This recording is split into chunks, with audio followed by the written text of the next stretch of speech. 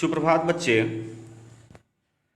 वर्ग 8 के लिए व्याकरण अध्याय 15 क्रिया लेकर आपके पास उपस्थित हूँ। क्रिया समझने के लिए हम कुछ वाक्यों को देखना चाहते हैं, जिसके जरिए आप क्रिया को ढूंढने में सक्षम होंगे, समझ पाएंगे।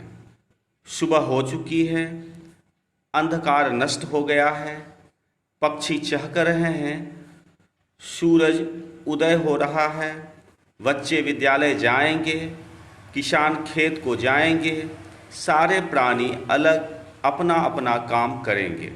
यहाँ पर जो आपके पास रंगीन शब्द हैं, वहाँ पर क्रिया आपको दिख रही है। जैसे हो चुकी है, चहक रहे हैं, उदय हो रहा है, जाएंगे, करेंगे आदि। जिन शब्दों से किसी कार्य के करने या होने का पता चलता है, हम उन्हें क्रिया कहते हैं। साधारण तौर पर हम कार्य को क्रिया कहते हैं, कार्य करने को हम क्रिया कहते हैं। परिभाषा भी वही हुई, जिन शब्दों से किसी कार्य के करने या होने का पता चलता है, उन्हें क्रिया कहते हैं। ये परिभाषा सर्वविदित है, क्रिया के अधिकतर यही परिभाषा मिलते हैं। क्रिया का मूल रूप धातु कहलाता है। जैसे पी यानी पीना, अगर हम ना प्रत्यय उसमें जोड़ते हैं, बोल बोलना, आ आना, जा जाना। लेकिन पी, बोल, आ, जा ये मूल धातु हैं। क्रिया के मूल रूप को ही हम धातु कहते हैं और इनमें ना प्रत्यय जोड़कर क्रिया बनाया जा सकता है। क्रिया का सामान्य रूप बन जाएगा। जैसे पी में ना लगा तो पीना हुआ, बोल में ना लगा बोलना, आ में ना लगा आना, जा में ना लगा जाना। कर्म के आधार पर क्रिया के भेद।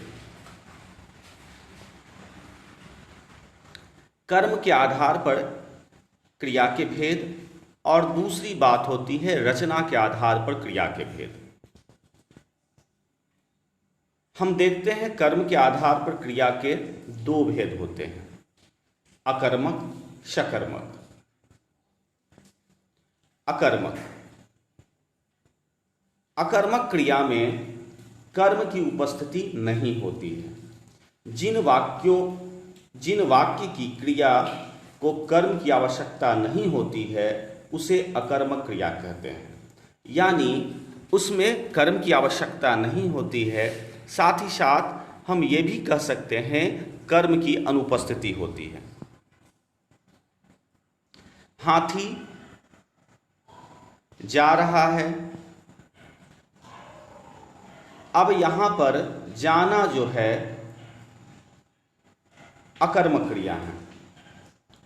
गाय जा रही है, हाथी चल रहा है, यहाँ पर दोनों जगहों पर अकर्मक क्रिया का प्रयोग किया गया है।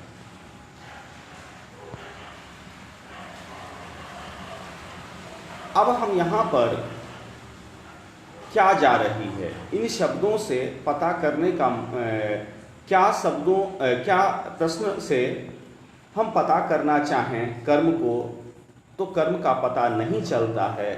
इसलिए ये वाक्य में जो क्रिया का इस्तेमाल हुआ है, ये अकर्मक क्रिया है ना, इसमें कर्म की उपस्थिति नहीं देखी गई है।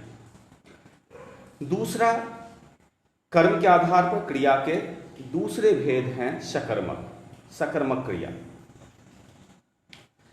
जिस वाक्य की क्रिया को कर्म की आवश्यकता होती है, उसे सकर्मक क्रिया कहते हैं। इस क्रिया का फल कर्म पर पड़ता है। अकर्मक क्रिया में क्रिया का फल सीधे कर्ता पर पड़ता था। सकर्मक क्रिया में क्रिया का फल कर्म पर पड़ता है इसमें कर्म की आवश्यकता होती है, कर्म की उपस्थिति होती है। फल वाली फल बेच रही है क्रिया, और इसका क्रिया का फल किस पे पड़ा? फल शब्द पे पड़ा। सकर्मक क्रिया की सबसे बड़ी पहचान होती है, सकर्मक क्रिया की सबसे बड़ी पहचान होती है कि क्रिया के साथ क्या, किसे या किसको प्रश्न करने पर कुछ उत्तर मिलता है। ये सकर्मक क्रिया की सबसे बड़ी पहचान होती है। अगर इसका उत्तर नहीं मिले तो हम उसे अकर्मक क्रिया के अंदर रखेंगे। वाक्य है, रमा पत्र लिख रही है। प्रश्न हुआ, रमा वाक्य है, रमा पत्र पढ़ रही है। प्रश्न हुआ, क्या पढ़ रही है? उत्तर हुआ, पत्र पढ़ रही है। यानी यहां पर क्या का उत्तर मिल जा रहा है, अतः यह सकर्मक क्रिया है। सकर्मक क्रिया के दो रूप हैं, एक कर्मक क्रिया और द्विकर्मक क्रिया। एक कर्मक क्रिया की हम बात करते हैं तो साधारण वाक्य जो होते हैं उसमें एक क्रिया का प्रयोग किया जाता है। जिस वाक्य में एक ही कर्म हो वह एक कर्मक क्रिया कहलाती है। फिर से हम सुनते हैं, जिस क्रिया का एक ही कर्म हो, जिस क्रिया में एक ही कर्म हो, एक कर्मक क्रिया कहलाती है। बच्चों ने मंच बनाया। क्या बनाया? मंच बनाया। एक ही कर्म है यहां पर। नानी ने चॉकलेट दी। क्या दी? चॉकलेट। यहां पर मंच और चॉकलेट ही एक एक कर्म दोनों वाक्यों में उपस्थित हैं। द्विकर्मक, जिस क्रिया के दो कर्म होते हैं उसे द्विकर्मक क्रिया कहते हैं। इसकी पहचान के लिए क्रिया के साथ क्या तथा किसे अथवा किसको लगाकर प्रश्न किया जाता है। मां ने शोभा को उपहार दिए। अब यहां पर दो प्रश्न आए हैं। प्रश्न क्या दिए? उपहार। किसे दिए? शोभा को। तो यहां पर कर्म को से कर्म की पहचान होती है, तो शोभा यहां पर कर्म हुई और दूसरा उपहार। तो यहां पर हम कह सकते हैं कि ये मां ने शोभा को उपहार दिए, यह एक प्रकार का द्विकर्मक वाक्य है।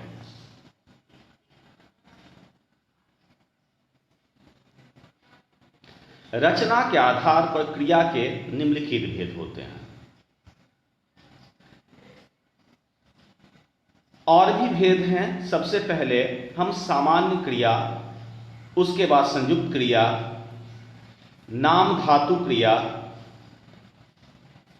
प्रेरणार्थक क्रिया,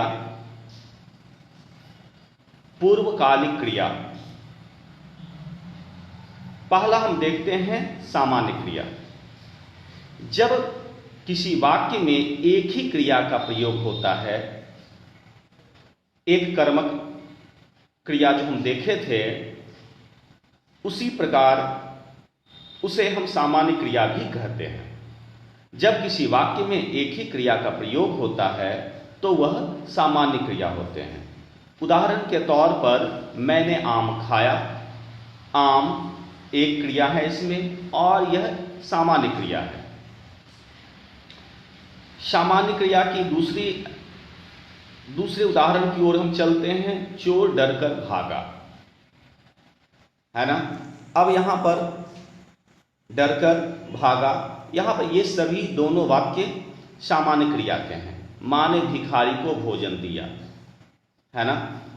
ये भी आपको सामान्य क्रिया के उदाहरण हैं। प्रधानमंत्री जी विदेश गए, सामान्य क्रिया। दूसरा संयुक्त क्रिया की बात करते हैं। वाक्यों को एक से अधिक क्रियाएं मिलकर एक ही कार्य को पूरा करती है, उन्हें संयुक्त क्रिया कहते हैं। एक से अधिक क्रियाएं मिलकर एक ही कार्य को पूरा करते हैं, हम उन्हें संयुक्त क्रिया कहते हैं। संयुक्त क्रिया के दो भाग होते हैं, एक मुख्य क्रिया, दूसरा रंजक क्रिया। शेखर पत्र लिख रहा है। अब यहां पर मुख्य क्रिया जो पहले आते हैं वो मुख्य क्रिया होती है, बाद वाले रंजक क्रिया कहलाते हैं।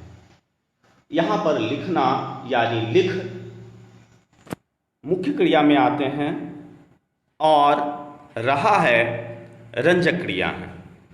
बच्चे, मैं पहले भाग लेकर आपके पास उपस्थित हुआ था। दूसरे भाग में क्रिया के अन्य भेदों को हम देखेंगे। तब तक के लिए धन्यवाद।